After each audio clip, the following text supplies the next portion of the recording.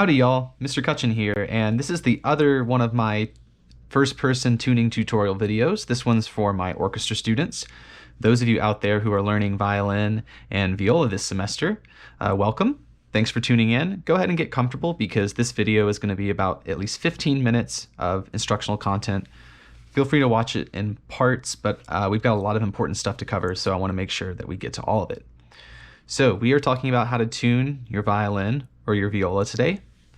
One thing I want to talk about before we start with that is in regards to the bow, and I've taken the bow out over here just to show you, if you don't know already, this is what we call the bow, and typically we do use this to play the strings, right?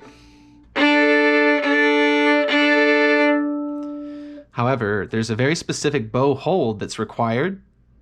It's a technique that you have to learn. Before you're ready to put the bow on the strings, we actually have to learn that bow hold first. So we're going to be covering that in class this week. And so it's important to be able to tune our instruments early on. So in order to get around that, we're going to be just plucking the string today with our right hand thumb. So in order to get started, take your violin and hold it in your lap. Keep it a secure grip with your left hand, and then you can just rest it there on your left leg. Now you're going to take your right thumb and you're going to basically just pull the string to the side to add a little bit of tension and then release. And start with the furthest left string, so the one that's furthest to the left. This is what we call the G string. This is number 4. And we're going to pull it to the side until there's a little bit of tension and release. We're going to do the same thing with the 3rd string here. This is the note D, going from left to right. D, this is the 3rd string again. Then we have the 2nd string, A. Make sure that you're not pulling away from the violin, but pulling to the side parallel to the face. A is the 2nd string. And then we have E, the 1st string. One more time with E, number 1. So since I'm tuning the violin, I've also got a tuning app open here. This is Tuner Online. This is one that I showed you during class.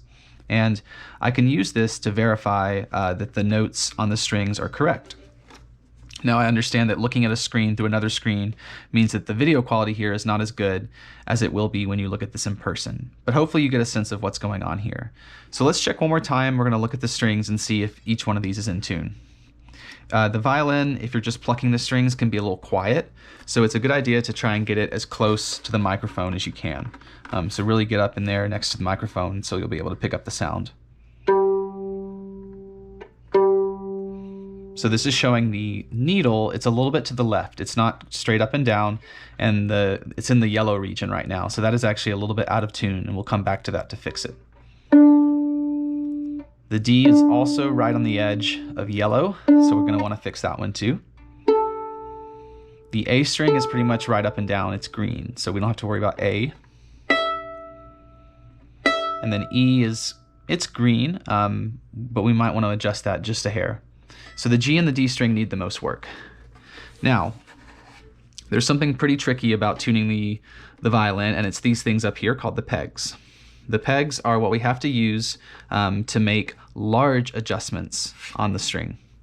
Otherwise, your violins will have what are called fine tuners down here at the bottom. And these are like little wheels that you can turn. And when you turn them, they make very small adjustments to the violin. Now, on a teacher violin, you can see that I don't have fine tuners for the first 3 strings, only for the E string. And that's because I'm used to using the pegs for tuning my strings.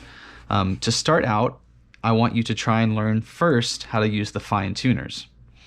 The problem is that if the note is too far away from the correct note, then the fine tuners can't get you there, and you have to use the pegs to be able to change the note a lot. So I do have to teach everyone about how to use these pegs up here. When you're turning the peg, always make sure that you're moving only a little bit at a time. Make sure you don't do a full rotation, just small little increments like this. And then as you turn, play the string so that you can hear the sound change. So listen to how when I turn the peg one way, the note gets lower, and when I turn it the other way, it gets higher. And the way it works is as you turn towards you, if the violin is facing you like this and you're turning towards your body, the note gets lower. And as you turn away from you, the note gets higher. The last thing that you have to worry about is that in order to make the peg actually lock into place, you have to apply some sideways pressure. So it's important to hold the violin steady. I would hold it where the neck meets the body down here with your right hand. And then with your left hand, you do want to feel like you're pushing into the side of the violin a little bit. Not so much that it moves over like this, but you can hold it steady and apply a little bit of that sideways pressure while you're turning the peg. So it's a lot to keep track of, but you're plucking with your right hand thumb. The rest of the right hand is holding the violin. And then with the left hand, between the thumb and the side of the index finger, you can grab on to the flat part of the peg and you can turn it. And then as I'm playing, I have to look at the tuner to see how in tune my note is. And right now, there we go. It was having a hard time picking up my sound, but I moved closer, and so now it's picking it up. It's still just a little flat, so I'm making a small adjustment. Gonna get it really close to the microphone.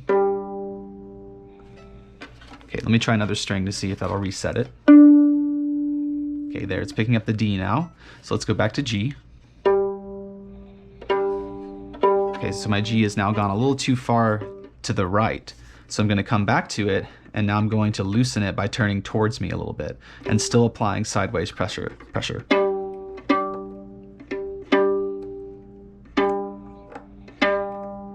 So you have to be very careful because the peg can change a lot very quickly.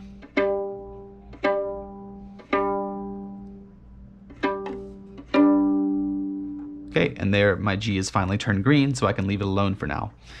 Going to the D string, this one was it's a little bit low. So if the needle is to the left, I'm going to tighten the string by turning away from me. I went a little too far, so I'm going to come back. Still applying sideways pressure, and there the needle lines up and the note turns green. So both G and D are now relatively in tune. Let's make sure that our A and our E did not change while we were doing that. A looks good. E looks good. So now we have an in-tune violin, and when you play all four strings and they're in tune, it has a very distinct sound like this. The more in tune your violin is, the longer the sound will continue to ring out. We call that resonance, and it's important to play with a really in-tune violin to get maximum resonance, because it really just makes you sound better. Your sound will carry further, it'll sound more full and more mature, and it's just a better sound in general. So we want to strive to always be playing on as in tune of instruments as possible. And that's pretty much how it works. You're going to do that for all four of the strings whenever you start. Now for the fine tuners, I'll just talk about that real quick. The fine tuner is basically just a wheel that you can turn either to the left or to the right. When you turn it to the left, it makes the note go lower. And when you turn it to the right, it makes the note go higher. And you can hear that sound by playing the string. Now you'll have to do it maybe depending